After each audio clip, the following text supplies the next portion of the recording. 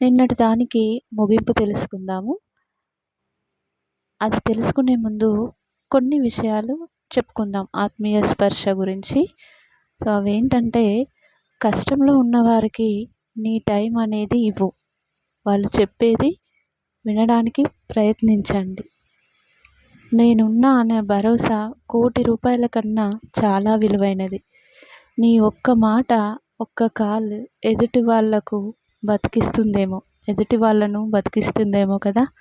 ఆలోచించండి. 10 నిమిషాలు వాళ్ళ మాట మీరు వింటే వాళ్ళకి ఎంతో ధైర్యం వస్తుంది. ఎందుకంటే నాకు కూడా ఒకరున్నారు అనే భావన వాళ్ళకి కలుగుతుంది. మనం చేసే ఒక్క మాట సాయం, ఒక్క ఫోన్ కాలు ఇవే వాళ్ళకు ఆత్మీయ స్పర్శను ఇస్తాయి.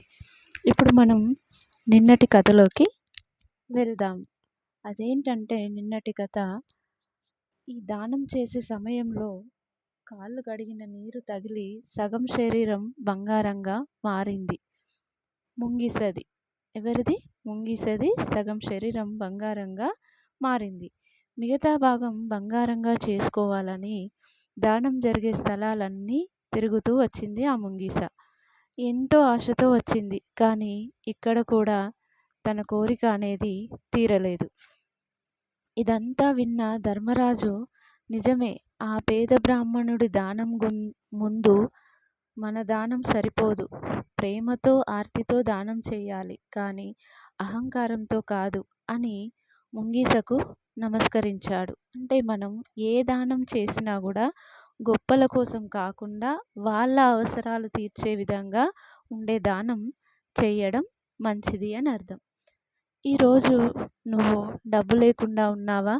ఎక్కడో ఒక చోట నీ లక్ష్మి, అదే డబ్బు అనేది ఉంటుంది.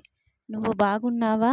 అయితే ఇంకొకరికి లక్ష్మిగా మారు. అంటే ఇంకొకరికి సహాయపడేలాగా మారు. నేను ఆత్మీయ స్పర్శ ఇస్తాను అని వాళ్ళకి ప్రామిస్ చెయ్యి. ఆత్మీయ స్పర్శ అంటే నీ వెనకాల నేను ఉంటాను, నువ్వు చేసే పని చెయ్యి అని ఒక మాట సాయం చేస్తే వాళ్ళు ఎంతో సంతోషంగా ముందుకెళ్ళగలుగుతారు. సో ఇలాంటి ఆత్మీయ స్పర్శ మళ్ళీ ఇంకో ఎపిసోడ్లో తెలుసుకుందాం, లేదా పార్ట్ 3లో ఇంకొక కొత్త స్టోరీతో కలుసుకుందాం. అందరికీ ధన్యవాదాలు.